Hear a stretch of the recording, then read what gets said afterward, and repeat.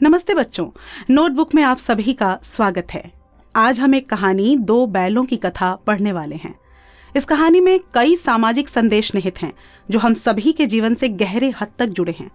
प्रेमचंद लिखित इस कहानी में आत्मीयता, मित्रता, भाईचारा और सहयोग आदि के उदाहरण बहुत अनोखे रूप में प्राप्त होते हैं।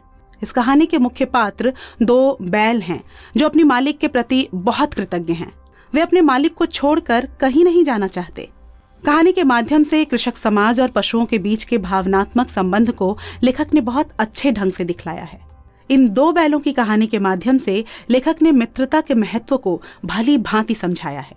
बच्चों, हम पाठ में प्रवेश करने से पूर्व लेखक के विषय में जानेंगे। प्रेमचंद का जन्म सन 1880 में बनारस के लम्ही ग्राम में हुआ था। इनका मूल नाम धनपत राय था। एक अभावग्रस्त बचपन गुजारते हुए इन्होंने BA तक की शिक्षा प्राप्त की। इन्हें शिक्षा विभाग में नौकरी मिली, किंतु असहयोग आंदोलन में भाग लेने के लिए इन्होंने नौकरी पद से इस्तीफा दे दिया। इसके उपरांत इन्होंने अपना जीवन लेखन कार्य को समर्पित कर दिया। इन्होंने कहानियां और उपन्यासें लिखी। इनकी समस्त कहानियां मानसरोवर के 8 भागों में संकलित हैं। इनके प्रमुख उपन्यासों में सेवा सदन, रंगभूमि, प्रेमाश्रम, गोदान, कर्मभूमि, निर्मला आदि हैं। लेखक साहित्य को सामाजिक परिवर्तनों का एक सशक्त माध्यम मानते थे, अतः उनकी रचनाओं में आजादी के पूर्व के भारतवासियों की सामाजिक दशा का चित्रण और एक कल्याणकारी संदेश अवश्य मिलता है। इनकी कहानियों में केवल मनुष्य से ही नहीं बल्कि पशु पक्षियों से भी आत्मीयता का उदाहरण मिलता है। इनकी मृत्यु 8 अक्टूबर सन 1936 को बनारस में हुई। तो बच्चों, शुरू करते हैं पाठ का विस्तार पूर्ण अध्ययन। लेखक पाठ का आरंभ एक गधे की चर्चा से करते हैं। वे कहते हैं कि जानवरों में गधे को सबसे अधिक बुद्धिहीन समझा जाता है। किसी आदमी को यदि अव्वल दर्जे का बेवकूफ बताना हो तो अक्सर उसे हम गधा कहते हैं। किंतु प्रश्न यह है कि क्या गधा सचमुच बेवकूफ है या उसकी निरापद सहिष्णुता ने उसे बेवकूफ की पदवी दिलवाई है। अन्य जानवर जैसे गाय और बकरियां भी किसी न किसी प्रकार से अपना क्रोध जाहिर कर देती हैं, किंतु गधे के चेहरे पर कभी असंतोष की छाया नहीं दिखती। उससे जितना काम करवाया जाए वो करता रहता है, जो दे दिया जाए खा लेता है। उसके चेहरे पर कभी असंतोष की छाया तक नहीं आती। गधे को कभी खुश होते नहीं देखा जाता। एक विषाद की रेखा जो उसके चेहरे पर सदा बनी रहती है, वह किसी भी सुख दुख अथवा लाभ हानि में नहीं बदलती। लेखक गधे की प्रशंसा में कहते हैं, ऋषि मुनियों के जितने गुण हैं वे सभी उसमें पराकाष्ठा को पहुंच गए हैं, पर आदमी उसे बेवकूफ कहता है। सद्गुणों का इतना अनादर कहीं नहीं देखा।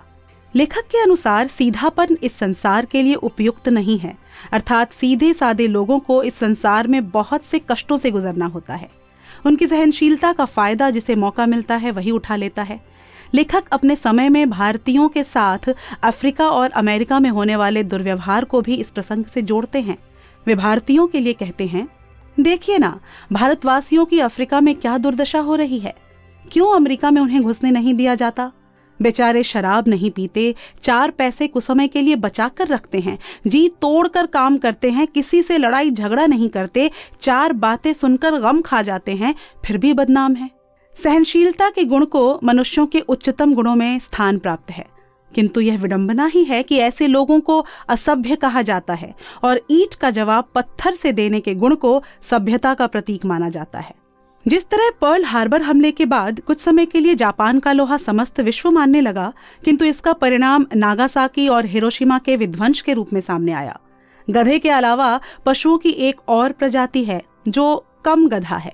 इस कम गधा वाली प्रजाति का नाम बैल है। गधा शब्द का प्रयोग जिस अर्थ में किया जाता है, ठीक उसी अर्थ में बछिया के ताऊ का भी प्रयोग किया जाता है। यद्यपि कुछ लोग बैल को बेवकूफों में सबसे ऊपर स्थान देंगे, किंतु लेखक ऐसा नहीं सोचते। बैल कभी कभी मारता भी है। कुछ बैल अड़ियल स्वभाव के भी होते हैं। बैल विभिन्न माध्यमों से अपना असंतोष प्रकट कर सकते हैं, जबकि गधा कभी असंतोष जाहिर नहीं करता। अतः बैल का स्थान गधे से नीचे हो जाता है। इस कहानी का शेष भाग हमारे अगले वीडियो में देखिए।